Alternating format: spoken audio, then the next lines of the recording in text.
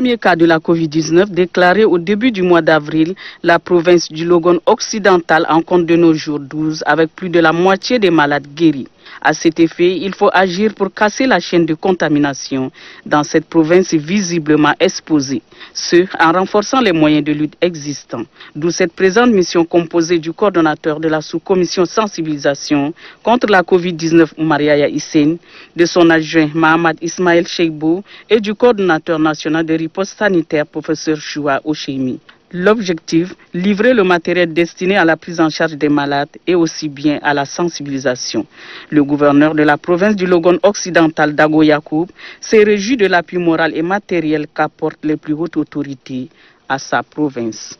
Nous profitons de cette occasion pour remercier le chef de l'État, son gouvernement et la coordination pour l'attention particulière qu'ils mettent chaque jour pour le bien-être de la population tchadienne. Ce produit vient à point nommé parce que le Logone occidental, il est à proximité aussi avec le Cameroun et nous recevons souvent des personnes qui passent outre la frontière ou bien qui passent sous les filets et qui viennent se cacher au niveau de notre ville. C'est le coordonnateur adjoint de la sous-commission sensibilisation contre la Covid-19, Mahamad Ismaël Cheibou, et le coordonnateur national de riposte sanitaire, professeur Choua Ocheimi, qui ont officiellement remis ce kit médical au gouverneur de la province du Logone occidental, Dago Yacoub. Pour ceci, cette province dispose désormais des moyens pouvant lui permettre de faire face à cette pandémie. Il demande aux responsables de la localité de veiller strictement à l'application des consignes données par le gouvernement pour réduire la propagation de cette maladie à coronavirus. Pour eux, seule la synergie d'action pourra faire du Tchad un pays sans Covid-19. Oumar Hissène est revenu sur le rôle primordial que doit jouer la sous-commission provinciale de sensibilisation pour amener la population à une prise de conscience. Malheureusement, l'on note son absence sur le terrain, devrait-il ajouter.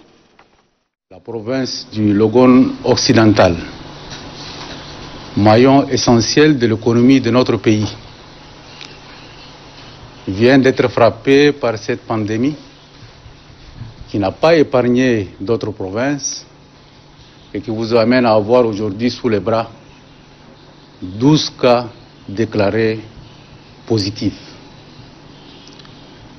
Mesurant la gravité et la dangerosité de cette pandémie, le président de la République nous a dépêchés auprès de vous pour vous remettre officiellement, en plus du lot initial que vous avez eu depuis que la pandémie s'est déclenchée dans votre province, un lot d'équipements, des matériels de protection du personnel soignant de Covid-19,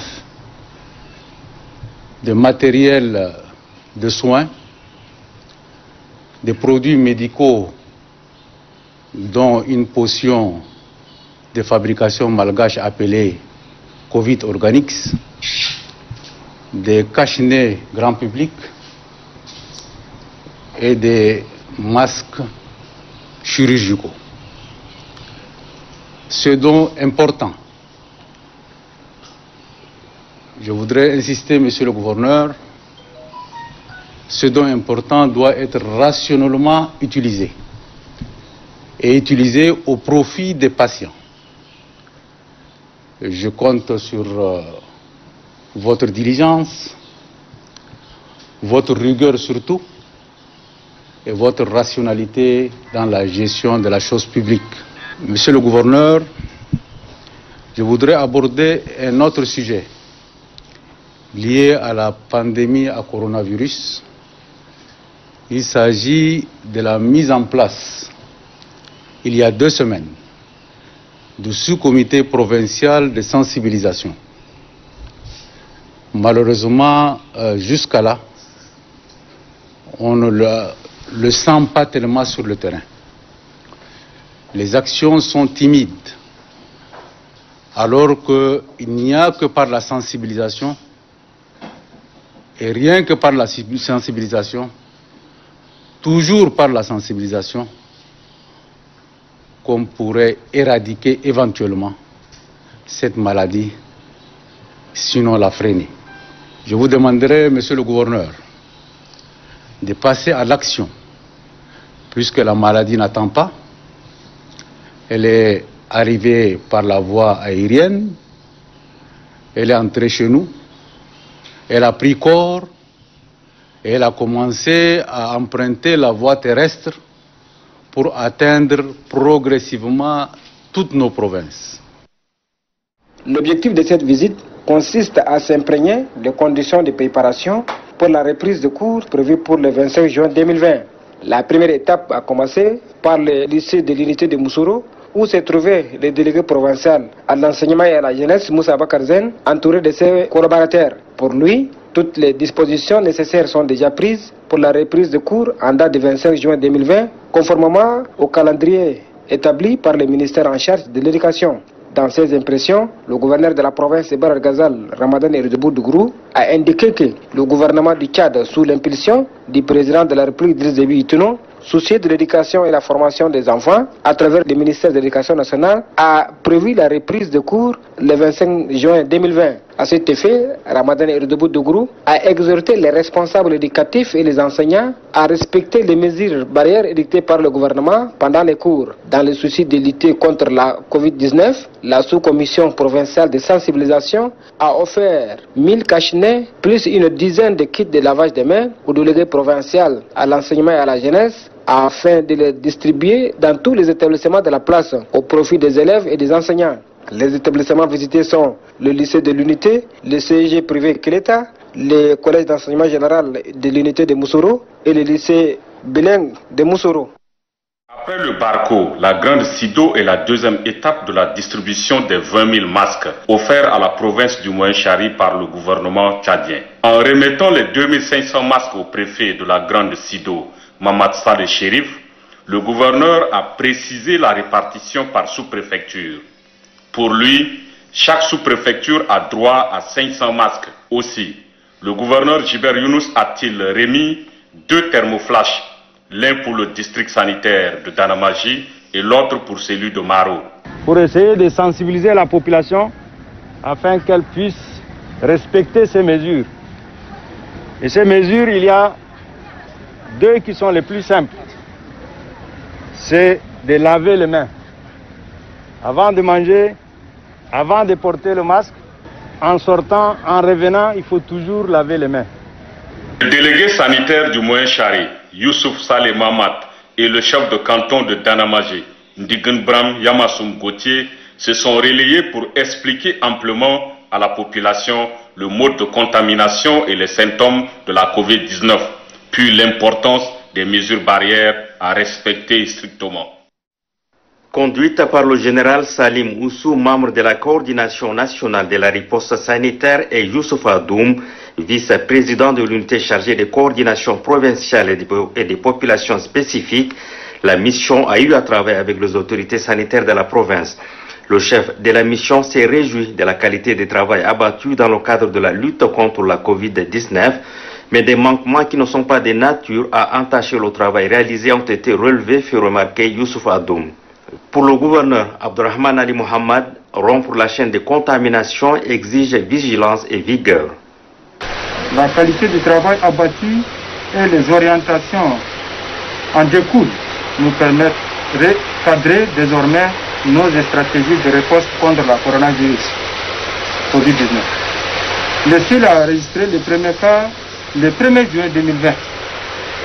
Cette situation nous oblige à démarrer vigilants et mieux coordonner les activités en dehors de la chaîne de contamination. C'est pourquoi nous saluons cette mission qui vient à point nommé.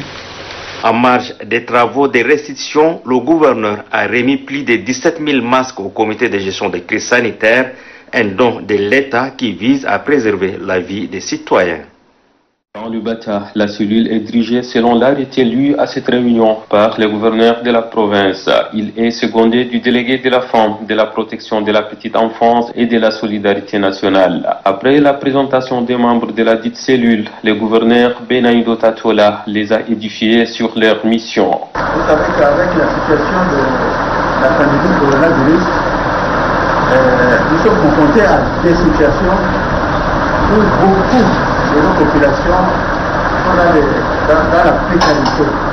Le rôle de cette sous-commission est donc de coordonner les opérations qui vont se faire. Après ceci, le gouverneur Benaïdo Tatola a reçu une délégation du canton Médégo conduite par le chef du dit canton, Shigefa Mohamed Moussa. La délégation est venue faire un don aux forces de défense et de sécurité pour les soutenir dans leur combat contre Boko Haram. Il s'agit de 20 baies et 5 sacs de sucre pour le général de corps d'armée Benaïdo Tatola. Ceci n'est pas la première contribution du canton Médégo et cela témoigne de l'engagement des fils et filles de ces cantons à soutenir les actions des hautes autorités. Le gouverneur a par la suite remis ses dons au groupement adjoint de la GNNT, colonel Abderrahman Barkaï, représentant le Légion. Au cours de sa visite, le gouverneur de la province du Ouaddaï a rencontré successivement les réfugiés et la population haute des camps de Farchana, de Tréguine et Bredjin dans les sous-préfectures de Molou et de Hajar Hadith. Le préfet du département d'Assunga, Dilo Dergou-Derga, a rappelé au gouverneur que dans les semaines passées, les réfugiés des camps Tréguine et Bredjin ont eu un différend avec la population de Hajar Hadith qui a causé bagarre rangée. D'énormes dégâts matériels ont été recensés, notamment 117 boutiques du marché de Hajar Hadith incendiées et la perte est estimée à plus de 133 millions de nos francs. Cependant, il a rassuré le gouverneur que la situation est sous contrôle actuellement et les coupables sont arrêtés. De son côté, le chef de canton Bardé, Hassan Brahim Bakhit, a plaidé pour le renforcement des éléments de la force de défense et de sécurité dans les différents camps en vue de dissuader le récalcitrant. Le chef sous-délégation de l'UNHCR de Farchana, Abdou Mahman Dango, a souligné qu'après 17 ans d'accueil, la population haute a reçu un coup sur le plan économique, sanitaire et environnemental. La déléguée de l'action sociale, celle de l'agriculture et celui de l'environnement ont entretenu l'assistance sur la protection des droits de l'enfant, la protection de l'environnement et l'importance des semences améliorées. S'adressant aux réfugiés et aux leaders traditionnels, le gouverneur a insisté sur le vivre ensemble, le respect de son prochain et la cohabitation pacifique. Il a laissé entendre que tous ceux qui perturbent la quiétude de la population répondront de leurs actes devant les juridictions compétentes. C'est une cérémonie qui a vu la présence de quelques autorités civiles, militaires, traditionnelles et ONG de la localité. Cérémonie au cours de laquelle le secrétaire général de la province du Kanem, Soumaïn Issakha Bremi, a mis à la disposition des 3 départements que compte la province du Kanem, la commune de Mao, le sultanat du Kanem, les plateformes, les organisations féminines et masculines et les entités religieuses, 24 000 cache-nez. Ces dispositifs ont été équitablement répartis à ces différentes organisations afin qu'elles puissent à leur tour les partager à la population dans les différents quartiers, villes et villages de la province. À cette occasion, le délégué provincial sanitaire du Kanem, Dr Gouara Waché, se trouvant à cette cérémonie, a expliqué à l'assistance la situation de la pandémie du Covid-19 dans la province du Kanem. Selon lui, actuellement, nous avons 130 cas confinés à domicile, 52 cas quelque part dans la ville, 2 cas au CG de Mao sont mis en quarantaine. À cela s'ajoutent 18 cas confirmés, dont 9 sont totalement guéris et 9 sont sous traitement avec 0 cas de décès. C'est vous dire que l'évolution est favorable, a dit Dr Gouara Waché. Dans son intervention, le secrétaire général de la province du Kanem, Soumaïn Issakha Bremi, a dit que le combat contre le Covid-19 concerne tout le monde sans distinction. Dans le cadre de sensibilisation des populations pour la lutte contre la pandémie du Covid-19, la mairie de Mao a mis à la disposition des organisations de jeunes et femmes quelques kits de lavage de mains. La représentante de la plateforme féminine du Kanem, H. Bougoudi, du plateforme de jeunes, Mohamed Moussa Maïna, et celui de l'association Jeunes engagés pour le développement, Salimala, ont promis faire la sensibilisation de proximité pour contrecarrer le danger qui nous guette. Ils disent qu'ils ne resteront jamais croisés les bras par rapport à ce mal qui a déjà fait des ravages non négligeables à travers le pays. Connaissant la capacité de ces jeunes et femmes, dans le cadre de la sensibilisation, le maire premier adjoint de la commune de Mao, Batran Ali Moussa, justifie qu'il remet ces matériels à la société civile pour une large sensibilisation. Le préfet du département du Kanem, Brahim Alifa Ali, a demandé à ces organisations de faire bon usage de ces matériels de protection contre le coronavirus. Le respect des mesures barrières édictées par le gouvernement ne sont pas perdus de vue par le préfet. En tout, 45 kits de lavage de mains, 3 cartons de savon, 3 cartons d'eau de javel et 200 cache-nez ont été remis à ces différentes organisations. La chaîne de transmission de la maladie à coronavirus dans les communautés tchadiennes n'est pas maîtrisée. Au regard de la mobilité des personnes dans certaines provinces, dont le Mayo-Kébu-Ouest, le risque de transmission de la Covid-19 reste élevé. Cette situation constitue une préoccupation pour la coordination nationale des ripostes sanitaires. À cet égard, elle a envoyé à Pala une mission en vue d'apprécier l'organisation et le fonctionnement des organes provinciaux de lutte contre le coronavirus dans le Mayo-Kébu-Ouest. Cette mission dirigée par le professeur Fomsou Lagadan a eu des séances de travail avec la délégation sanitaire et les services chargés de la prise en charge des personnes mises en quarantaine. Cette réunion a permis à la délégation de la coordination nationale des ripostes sanitaires d'évaluer la situation épidémiologique de la province en vue de proposer des actions idoines. La mission a également apprécié le dispositif de lutte contre la pandémie dans les sites de Pala et de Poubamé, présenté par le comité provincial des ripostes sanitaires. Pour arriver aux résultats escomptés par la mission, le professeur Fomsou Lagadan entend organiser des réunions avec les équipes de terrain, des causeries débats avec les leaders d'opinion, visiter les sites de prise en charge des personnes mises en quarantaine. Cette méthode semble indiquer elle permettra à la mission de dégager les points forts et les points faibles des organes existants en vue de redynamiser les comités provinciaux de riposte contre le coronavirus. La Fondation Sanusi Wadak a offert cette quantité importante de savon et de masques au comité provincial de veille et de riposte sanitaire de Wadifira. C'est un don qui consiste à assister un temps soit peu les personnes nécessiteuses afin de faire face à la Covid-19. Le représentant de la dite fondation à Wadifira, Adoumatora Nourwadak, remercie infiniment les agents de la santé et les membres du comité de veille et de riposte sanitaire pour les efforts consenti depuis le début de la pandémie. Pour lui, ces gestes modestes soient-ils et l'apport de la Fondation pour endiguer la chaîne de propagation de la maladie à coronavirus. Le secrétaire général de la province de Wadifira, Dumro Tousekreyo, apprécie à sa juste valeur cette œuvre de la Fondation Sanusi Wadak. Il précise que cette action est la preuve d'un élan de solidarité pour faire face à la Covid-19 et qui mérite d'être perpétué par les autres fondations et ONG. Aussitôt réceptionné le don, le secrétaire général de la province de Wadifira a remis aux délégués sanitaires pour le distribuer aux personnes démunies de la province de Wadifira. Des sacs de dates pour soutenir les forces de défense et de sécurité en opération. Un don de cadre de réflexion et de concertation de la communauté d'Oza de la province du Borkou qui joint sa voix aux efforts de lutte contre le terrorisme. Le secrétaire général de cette organisation, Mamad Alafouza Barkay, situe le sens profond de ce geste. Il sera ingrat de ma part si j'ai passé sous silence le nom d'un grand homme, un guerrier hors pair, contemporain, brave et stratège, et qui a toujours su galvaniser et mener à la victoire totale nos vaillantes et intrépides forces de défense et de sécurité. Je nommais son Excellence M. Idriss Déby Itno, président de la République et chef suprême des armées. Ce geste de cœur vient à point nommé à laisser entendre le directeur des affaires administratives et financières adjoint représentant le chef d'état-major général des armées. Ce geste que vous faites ce matin, qui est un geste important, ne nous surprend pas.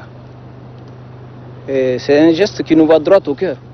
Donc soyez sûrs que le chef de l'État, le ministre de la Défense, le chef d'état-major général des armées seront mis au courant de l'importance de ce geste. Ces sacs de dates ne constituent qu'un échantillon. Selon les membres de cette organisation, des tonnes de dates seront acheminées de Faya vers toutes les casernes. Le général de brigade, Mohamed Suleiman Ali, passe les troupes en revue. Il installe le premier commandant de la zone militaire de défense et de sécurité numéro 11, le colonel Ahmad Foukoumi Dungouchi, nommé à ses postes par décret 0301 du 12 février 2020. sous-officier, homme de rang de la zone de défense et de sécurité numéro 11 Gosbeda, vous reconnaître désormais comme votre chef, le colonel Ahmad Pogumi, ici présent. La zone de défense et de sécurité numéro 11 jouera un rôle crucial dans la sauvegarde de cette partie du pays qui partage de longues frontières avec le Soudan. Pour la réussite de cette mission combien exaltante, le nouveau commandant devrait exiger de la part des troupes discipline, engagement et surtout de la persévérance.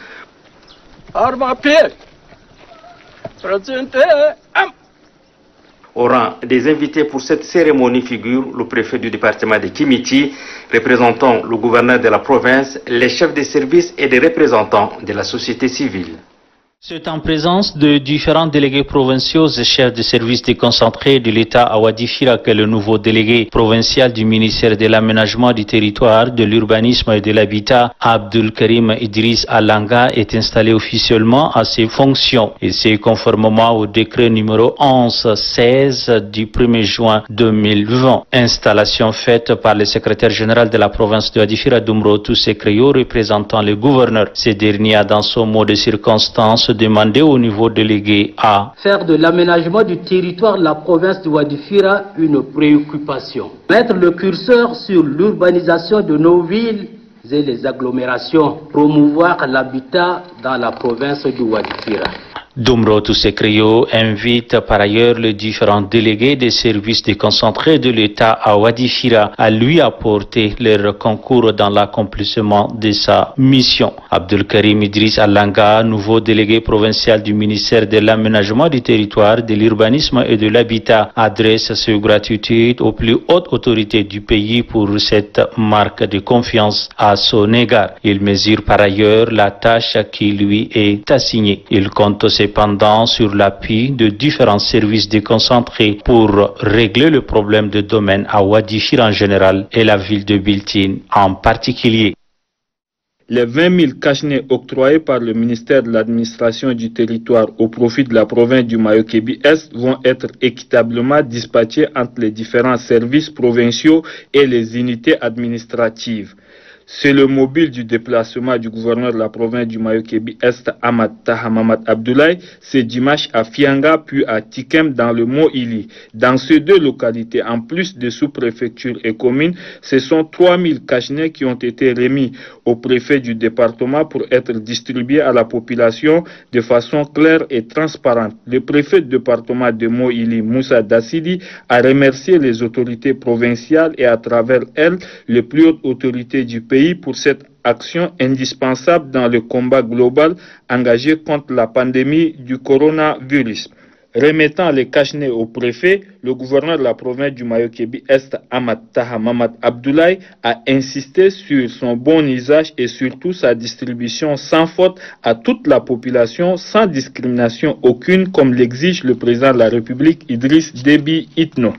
Signalons qu'à chacune de ces étapes, le gouverneur Ahmad Taha Mamad Abdoulaye a échangé avec ses interlocuteurs sur la question de la sécurité et de la cohabitation pacifique, gage selon lui du développement de la province.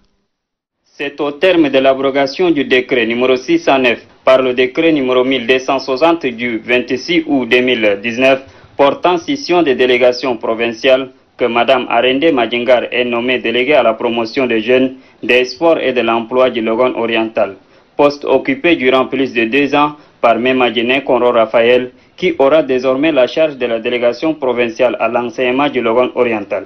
Mémadjine Konro Raphaël a donné la carte postale de la circonscription administrative de la délégation à la promotion des jeunes, des sports et de l'emploi, qui compte 6 départements, 23 communes rurales et 51 cantons, avant d'appeler les agents de la dite délégation à garder le même élan avec la déléguée entrante pour l'épanouissement de la jeunesse du Logon oriental. Installant la nouvelle déléguée à la promotion des jeunes, des sports et de l'emploi, le secrétaire général provincial du Logon oriental, Adam Adami Youssouf, demande à Mme Arendé Madjingar de se mettre au travail pour relever les défis liés au développement dans le milieu des jeunes. Il a félicité le délégué sortant pour le travail abattu. Mme Arendé Madjingar, la nouvelle déléguée de la promotion des jeunes, des sports et de l'emploi, a remercié le président de la République, Idriss Déby Itno, pour la confiance placée en sa modeste personne. La sous-préfecture de Bambang a un nouveau sous-préfet. Après 13 mois d'exercice dans ses fonctions, le sous-préfet sortant passe le service à son successeur. C'est le préfet du département d'Aptur qui a procédé à l'installation.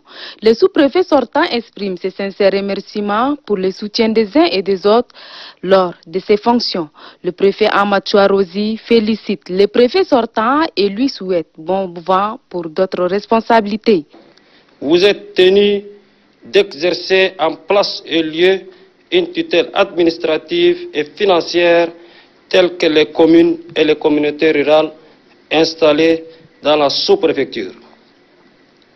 Vous êtes aussi chargé sur la sécurité des personnes et leurs biens en observant scrupuleusement l'application des lois et règlements de la République. Monsieur Bodjo Benjamin Deba, en vertu des pouvoirs qui me sont conférés, je vous installe officiellement sous-préfet de Bang Bang et vous renvoie à l'exercice de vos fonctions. La charge est alors confiée à Badjo Benjamin Deba. D'ailleurs, dans ses propos, n'a pas manqué d'exprimer sa ferme volonté de jouer convenablement son rôle. En attendant que les rêves se réalisent, la population de cette localité doit au moins compter sur la bonne foi de ces derniers. Casser la chaîne de contamination, barrer la porte d'entrée à coronavirus dans le milieu carcéral partant de la province du Salamat sont les fondements de l'action posée par l'Association pour l'assainissement total pilotée par la communauté au Salamat, ATPCS. Selon le président de la dite association, Mustafa Ali Fadel, prévenir vaut mieux que guérir. Le problème du coronavirus est un problème qui nous concerne tous. Chacun de nous doit apporter sa contribution dans le cadre de la lutte contre le coronavirus. Donc c'est une mesure de prévention. Parce que dit-on que mieux vaut prévenir que guérir. Après avoir pulvérisé les coins et recoins de la maison d'arrêt, ATPCS a par-dessus cette action fait un don de 3 cartons de savon pour le lavage régulier des mains. Réceptionnant ce don, le régisseur Abdallah Togui Rapo a loué l'acte de ATPCS et promet veiller à ce que les mesures barrières édictées par le gouvernement soient observées. Les détenus, quant à eux, ont demeuré reconnaissants à l'association par la voix de leur chef de cour, puis ont lancé un appel aux autres organisations et bonne volonté d'emboîter les pas. Mettre en œuvre la politique du gouvernement en matière de l'emploi est la mission principale assignée à l'Office national pour la promotion de l'emploi en abrégé ONAPE. C'est pourquoi 343 700 000 de francs CFA sont octroyés aux producteurs agricoles de la province du Mandoul dans l'optique d'encourager et de créer des emplois aux jeunes en milieu rural. Aider les groupements agricoles à optimiser leur production, lutter contre les systèmes de spoliation des usuriers afin d'améliorer les conditions de vie dans les ménages. Pour le chef de bureau de l'ONAPE de Koumra, Souleymane Bourgou, cette initiative de financement du crédit agricole s'inscrit dans le cadre du sauvetage de la campagne agricole 2020 annoncée par le président de la République, Idriss Déby Itno. Lançant officiellement cette campagne de crédit agricole 2020-2021, le secrétaire général du département de Barsaran, Djekodom Mbaindigim Amon, a déclaré que investir dans l'agriculture est la voie royale pour créer la richesse et lutter contre la pauvreté et le chômage. C'est donc l'ardent vœu du président de la République, Idriss Déby Itno. Le secrétaire général du département de Barsara demande aux bénéficiaires de rembourser ces crédits à l'échéance, permettant aux autres d'en bénéficier l'année prochaine. Cette formation de 4 jours regroupe une vingtaine de participants venus d'Abéché, de Kalaïd, de Fada et d'Arada et permettra aux séminaristes de recevoir des connaissances sur la bioécologie du criquet pèlerin, l'organisation de la prospection, le nouveau outil de collecte et transmission des données et sur l'organisation des luttes et le calibrage des appareils de traitement. Le directeur national de l'ANELA, Adouma Mahamat Atoli, a laissé entendre que la lutte préventive contre le criquet pèlerin consiste à faire face à toute incursion des SM des criquets pèlerins en provenance des pays de la Corne de l'Afrique où les opérations de lutte se poursuivent actuellement et détecter à temps tout départ d'une invasion à partir du Tchad. Donnant le coup d'envoi de cet atelier, le secrétaire général de la province du Wadaï, Mohamed Abdelkarim Ali, a dit que les activités de prospection et de lutte anti-acridienne 2020 se déroulent dans un contexte particulièrement différent avec la pandémie de la Covid-19 qui met à mal l'humanité tout entière et les invasions des criquets pèlerins auxquelles font face les pays de la Corne de l'Afrique. Sachez que cette formation est rendue possible grâce à l'appui technique et financier de la CLC Pro FAO.